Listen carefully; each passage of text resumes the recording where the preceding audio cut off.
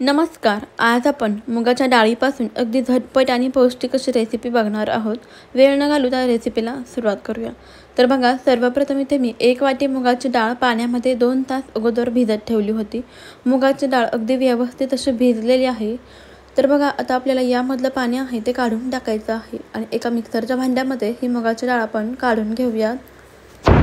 आता आपल्याला यामध्ये एक पदार्थ घालायचा आहे, तो म्हणजे 1 चमचा बेसन पीठ, फक्त चमचाभरच. आता यामध्ये आपल्याला फक्त 4 चमचे पाणी घालायचं आहे आणि याचं झाकण लावून आपण हे मिक्सरला बारीक असं फिरवून घेऊया. जास्तीचं पाणी नाही वापरायचं, फक्त 3 ते 4 चमचे पाणी वापरायचं. तर बघा, मी इथे हे मिक्सरला व्यवस्थित असं फिरवून घेतलेलं आहे. याचं बॅटर बनवून घेतलेलं आहे. हे तयार झालेलं बॅटर आता आपण एका बाउलमध्ये काढून घेऊयात. तर बघू शकता, याची कन्सिस्टन्सी अशी आहे, जास्त घट्ट नाही किंवा जास्त पातळही नाही, या स्वरूपाचं हे बॅटर बनवून घेतलेलं आहे. तयार झालेलं बॅटरचं आता आपण काय बनवणार आहोत बघा. त्यासाठी इकडे गॅसवरती पॅन गरम करायला ठेवलेलं आहे. पॅन गरम झालं की यावरती पळीभर बॅटर घालायचं आणि ते अशा पद्धतीने पसरवून घ्यायचं आहे. याचे डोसे बनवून घ्यायचे आहेत. गॅसची फ्लेम मिडियम ठेवलेली आहे. तर बघा, डोसा खालच्या बाजूने असा ब्राऊनसर झालेला दिसला की लगेचच पलटवून घ्यायचा. बघा, याच्या कडा लगेच मोकळ्या झालेल्या आहेत.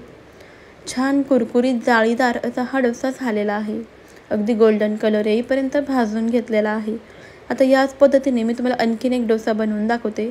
जर का तुम्हाला कुरकुरीत असे डोसे बनवायचे असतील तर डोसे आहेत ते पातळसर स्वरूपाचे बनवायचे आणि जर मऊ लुसलुशीत हवे असतील तर त्याला जाडसर असे डोसे घालायचे. तर बघा, इकडे छान ब्राऊनसर असा कलर या डोस्याला आलेला आहे. त्याचबरोबर छान जाळी पण पडलेली आहे. तर बघा, याच्या कडा लगेच मोकळ्या होतात. बघू शकता, डोसा अगदी कुरकुरीत असा झालेला आहे. त्याचबरोबर छान ब्राऊनसर असा झालेला आहे. त्याचबरोबर जाळीदारही झालेला आहे. याच पद्धतीने मी तुम्हाला अजून एक डोसा बनवून दाखवते. अगदी पळीभर मिश्रण पुरेसं आहे. छान एकसारखं असं पातळसर आपण पसरवून घेऊया. जितके पातळ डोसे बनवताल ना तितके डोसे कुरकुरीत आणि जाळीदार असे होतील. गॅसची फ्लेम आपल्याला मिडियमच ठेवायची आहे. मिडियम फ्लेमवरती छान गोल्डन कलर येईपर्यंत डोसे भाजून घ्यायचे आहेत. बघू शकता, अगदी कुरकुरीत असा हा डोसा झालेला आहे. आता आपण याच्यासोबत खाण्यासाठी चटणी बनवून घेऊया. त्यासाठी इथे मी 1 कांदा आणि 1 टोमॅटो घेतलेला आहे. टोमॅटो आपण कट करून घेऊयात. तर बघा, याचा जो पुढचा देठाचा भाग आहे तो काढून टाकायचा आहे. अगदी मोठे मोठे अशाच फोड्या ठेवायच्या आहेत. आता आपण कांदाही कट करून घेऊया. कांद्याचा बघा, बुडाचा आणि टोकाचा भाग काढला ना, असा खाली मुळाशी अशा पद्धतीचं एक टोक असतं, ते आपल्याला काढून टाकायचं. यामुळे काय होतं, आपण जेव्हा कांदा चिरतो तेव्हा कांदा छान मोकळा सुटसुटीत असा होतो. आता आपण याचं फोलपट काढून घेऊया आणि हा कांदा देखील आपल्याला उभ्या आकारामध्ये मोठ्या मोठ्या चिरायचा आहे. तर बघा, या पद्धतीने मी कांदाही चिरून घेतलेला आहे आणि नंतर तो असा सुट्टा सुट्टा करून घेते. त्याचबरोबर इकडे 2 लसणाच्या पाकळ्याही घेतलेल्या आहेत. आता बघा, गॅसवरती कढई गरम करायला ठेवू. यामध्ये अगदी चमचाभर असं तेल घालायचं आहे आणि कांदा घालूया. हा कांदा आपल्याला छान लालसर असा होईपर्यंत यामध्ये परतवून घ्यायचा आहे. इकडे मी गॅसची फ्लेम अगदी हाय ठेवलेली आहे. बघू शकता, कांदा इकडे लालसर असा होत आलेला आहे. कांदा छान लालसर झाला की यामध्ये टाकायचं आहे लसूण. त्याचबरोबर टोमॅटो घालूयात आणि आता यामध्ये टोमॅटो छान मऊसूत होईपर्यंत परतवून घ्यायचं आहे. हाय फ्लेमवरतीच मी हे परतवून घेते. तर बघा, इकडे टोमॅटोची साल अशी मऊ झाली म्हणजे टोमॅटो अगदी मऊसूत असा झालेला आहे. आपल्याला हे मिक्सरला बारीकसर असं फिरवून घ्यायचं आहे. त्यासाठी मिक्सरच्या भांड्यामध्ये हे सर्व साहित्य घालूया. तर हे गरम आहे, जेव्हा थंड होईल तेव्हा हे मी मिक्सरला बारीकसर असं फिरवून घेणार आहे. तर बघा, थंड झालं ना की याला झाकण लावायचं आणि हे मिक्सरला फिरवून घ्यायचं आहे. तर बघा, इकडे मी हे मिक्सरला बारीकसर असं फिरवून द्यायलेलं आहे.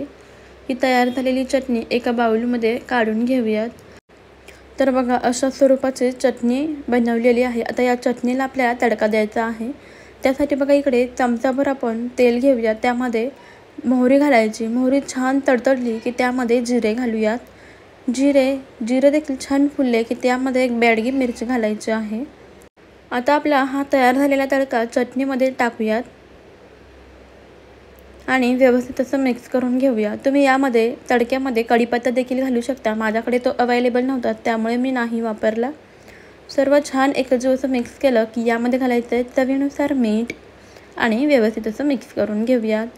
तर बघा अगदी मस्त अशी आपली ही कांदा टोमॅटोची छान चटणी तयार झालेली आहे। तुम्ही तुमच्या आवडीनुसार नारळाची चटणी, शेंगदाण्याची चटणी कोणतीही चटणी बनवू शकता। तर बघा मस्त असं इथे आपले डोसा चटणी रेडी झालेला आहे।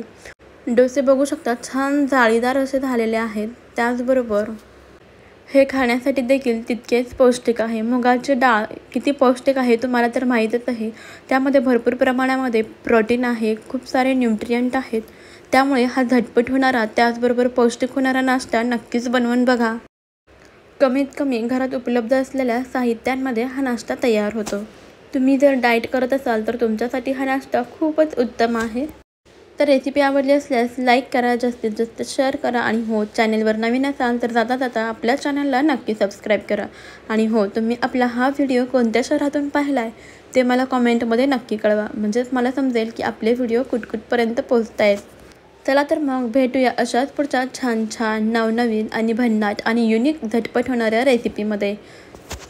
तोपर्यंत खात रहा, मस्त रहा आणि सर्वात महत्त्वाचं म्हणजे हेल्दी रहा। जाता जाता चॅनलला सबस्क्राईब करायला अजिबात विसरू नका। चलो तर मग बाय बाय।